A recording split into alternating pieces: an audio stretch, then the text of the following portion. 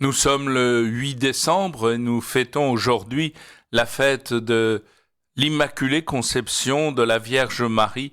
C'est une solennité et à Avignon d'une manière toute particulière car la métropole Notre-Dame des Dons est sous le titre de l'Immaculée et c'est aujourd'hui que nous la fêtons au terme d'une neuvaine de prière et d'Eucharistie. Alors la première lecture vient du livre de la Genèse au chapitre 3e, les versets 9 à 15 et 20. Quand Adam eut mangé du fruit de l'arbre, le Seigneur Dieu l'appela et lui dit « Où es-tu donc ?» L'homme répondit « J'ai entendu ta voix dans le jardin, j'ai pris peur parce que je suis nu et je me suis caché. » Le Seigneur reprit « Qui donc t'a dit que tu étais nu ? Aurais-tu mangé de l'arbre dont je t'avais interdit de manger ?» L'homme répondit, « La femme que tu m'as donnée, c'est elle qui m'a donné du fruit de l'arbre, et j'en ai mangé. » Le Seigneur Dieu dit à la femme, « Qu'as-tu fait là ?»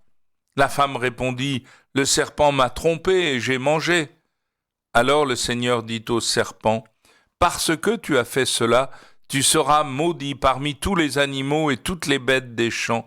Tu ramperas sur le ventre et tu mangeras de la poussière tous les jours de ta vie. Je mettrai une hostilité entre toi et la femme, entre ta descendance et sa descendance. Celle-ci te meurtrira la tête et toi, tu lui meurtriras le talon. » L'homme appela sa femme Ève, c'est-à-dire la vivante, parce qu'elle fut la mère de tous les vivants. Alors, cette première lecture est extrêmement intéressante. Nous sommes au livre de la Genèse, au moment du péché, et Dieu qui avait l'habitude de venir rencontrer les premiers hommes pour les former, pour parler avec eux, pour rester dans l'intimité avec lui. Et voilà que Dieu sort un soir, comme un peu en Provence quand il fait très chaud, on se rencontre le soir à la tombée du jour.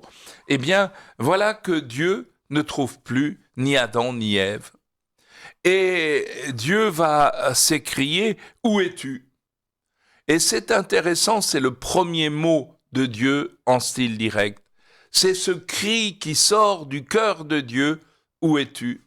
Il s'adresse à chacun de nous et pour nous dire « Mais où tu te caches de moi ? Pourquoi tu ne veux plus de mon intimité ?» Et là, c'est vraiment toute la Bible, c'est Dieu qui part à la recherche de l'homme parce qu'il veut redonner à l'homme son intimité avec le Seigneur, avec Dieu lui-même. Alors, ruminons ce terme, cette question « Où es-tu » ? Et la réponse de l'homme, c'est « J'ai entendu ta voix dans le jardin, j'ai pris peur parce que je suis nu et je me suis caché. » Et là, il faut réaliser que c'est à ce moment-là dans l'Écriture que l'homme prend conscience de sa nudité.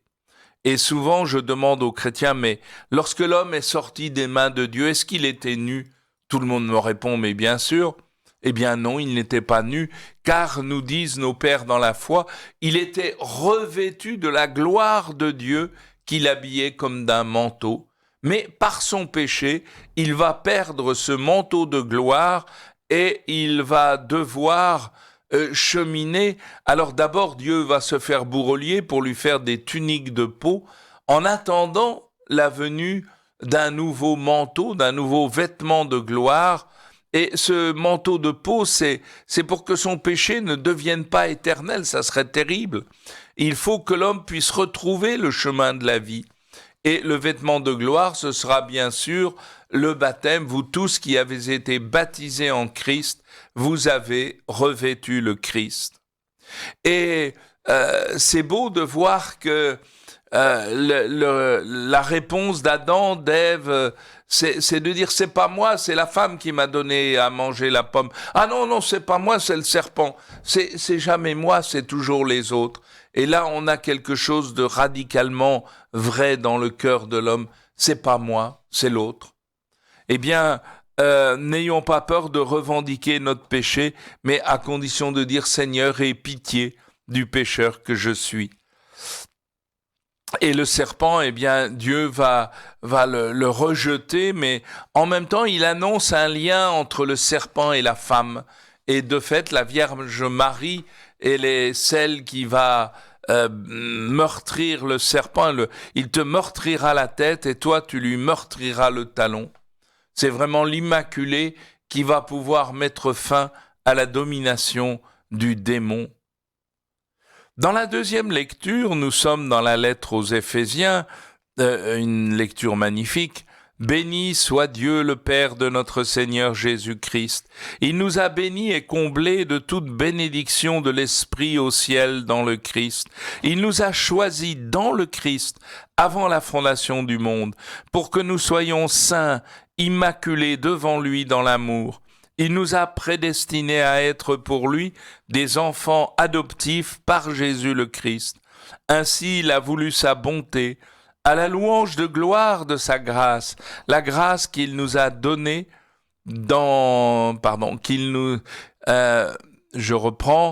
ainsi il a voulu sa bonté à la louange de gloire de sa grâce, la grâce qu'il nous donne dans le Fils bien-aimé. En lui, nous sommes devenus le domaine particulier de Dieu. Nous y avons été prédestinés selon le projet de celui qui réalise tout ce qu'il a décidé. Il a voulu que nous vivions à la louange de sa gloire, nous qui avons d'avance espéré dans le Christ. Eh bien, vous avez là tout le projet créateur. Le projet créateur, c'est que Dieu nous a comblés des bénédictions de l'Esprit au ciel dans le Christ, dans le Fils bien-aimé. Et ça, ce verbe combler, nous l'avons trouvé une autre fois dans le Nouveau Testament, une seule autre fois, c'est au moment où l'ange dit à Marie, « Tu es comblée de grâce. Réjouis-toi, Marie, comblée de grâce, le Seigneur est avec toi. » Et ainsi, nous découvrons comment la Vierge Marie est l'icône de l'Église à venir. Elle est celle qui nous montre le chemin de notre vocation. Et là, saint Paul nous dit clairement quel est le projet de Dieu sur nous, car souvent quand on demande aux gens, mais où vous serez après votre mort? Ah, au ciel. Mais où il est le ciel? Ah, là-haut. Mais c'est où là-haut? Alors qu'ici, on nous dit clairement, il nous a choisis dans le Christ, dès avant la création du monde, pour que nous soyons saints et immaculés en sa présence dans l'amour, c'est-à-dire dans l'Esprit Saint, déterminant par avance que nous serions pour lui des enfants par adoption dans l'unique bien-aimé. Et ça, c'est notre place dans l'éternité. Nous sommes faits pour entrer dans la vie de la Trinité Sainte. Et nous y entrerons dans le Christ. Le Christ est mort pour nous libérer de nos péchés et par sa résurrection d'entre les morts, il nous prend en lui pour que nous soyons des enfants du Père par adoption dans l'unique bien-aimé. Et c'est pourquoi Paul peut continuer en nous disant « Nous sommes devenus le domaine particulier de Dieu ». Et l'évangile de cette fête de l'Immaculée, bien sûr, c'est le récit de l'Annonciation. L'ange Gabriel fut envoyé par Dieu dans une ville de Galilée appelée Nazareth à une jeune fille vierge accordée en mariage à un homme de la maison de David appelé Joseph. Et le nom de la jeune fille était Marie. L'ange entra chez elle et dit « Je te salue, comblée de grâce, le Seigneur est avec toi. » Et alors là, nous avons dans cette salutation cette certitude que Marie est comblée de grâce et le Seigneur est avec toi. Cette certitude, le Seigneur est avec toi, elle court tout l'Ancien Testament. Car déjà à Abraham, je serai avec toi.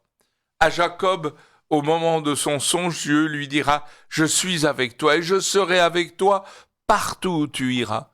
Et si vous ouvrez l'évangile de saint Matthieu, vous verrez qu'au début, on apprend que celui qui va naître, il s'appellera Emmanuel, c'est-à-dire Dieu avec nous. Et la dernière phrase de l'évangile de Matthieu, quand nous refermons l'évangile, et moi, je suis avec vous tous les jours jusqu'à la fin du monde. Eh bien, Marie est l'icône de ce projet de Dieu qui la comble de grâce et qui est avec elle. Le Seigneur est avec toi. Alors Marie est toute bouleversée devant cette action divine et elle se demande ce que cela pouvait signifier. Alors l'ange Gabriel continue son annonce. « Sois sans crainte, Marie, tu as trouvé grâce auprès de Dieu. Tu vas concevoir et enfanter un fils, et tu lui donneras le nom de Jésus, c'est-à-dire Dieu sauve. Il sera grand, il sera appelé fils du Très-Haut. Le Seigneur lui donnera le trône de David son père, et il régnera pour toujours sur la maison de Jacob, et son règne n'aura pas de fin. Une annonce bouleversante.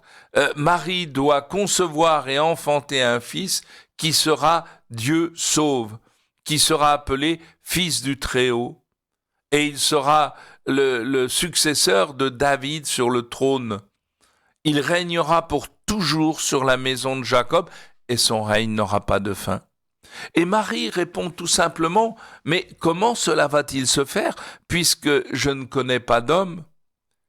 Et l'ange va lui répondre, mais sans savoir, c'est le mystère de l'incarnation. Ne cherchons pas à comprendre comment cela s'est produit, mais mettons le mystère là où il est véritablement, c'est-à-dire que l'ange lui répond, l'Esprit Saint viendra sur toi, et la puissance du Très-Haut te prendra sous son ombre. En fait, autrefois, lorsque le peuple marchait à travers le désert, eh bien, l'Esprit Saint, la nuée lumineuse, conduisait le peuple tout au long de sa marche à travers le désert. Eh bien, l'Esprit Saint viendra sur toi. Là, nous avons une annonce qui est pour nous également, car impossible de cheminer sur ce chemin de la réalisation du projet de Dieu sur nous, sinon en nous laissant habiter et conduire par l'Esprit Saint. Et à ce moment-là, l'ange peut dire, mais celui qui va naître sera saint, il sera appelé fils de Dieu. Et là, c'est vraiment tout ce mystère de l'incarnation qui nous dépasse complètement. Comment Dieu, la personne divine du Fils, comment peut-elle venir partager notre aventure humaine ? Eh bien, c'est par l'action de l'Esprit Saint que Marie va concevoir et enfanter un fils. Et c'est un peu comme l'image de la nuée présence de l'Esprit Saint pour conduire le peuple dans sa marche à travers le désert. Eh bien, l'Esprit Saint sera là pour conduire la Vierge Marie jusqu'à la pleine réalisation du projet créateur. Et voilà que comme signe, eh bien, l'ange va lui dire, voici que dans sa vieillesse, Élisabeth, ta parente, a conçu elle aussi un fils, et elle en est à son 6e mois, alors qu'on l'appelait la femme stérile. Car rien n'est impossible, on devrait même traduire, rien n'est trop beau que Dieu ne puisse réaliser.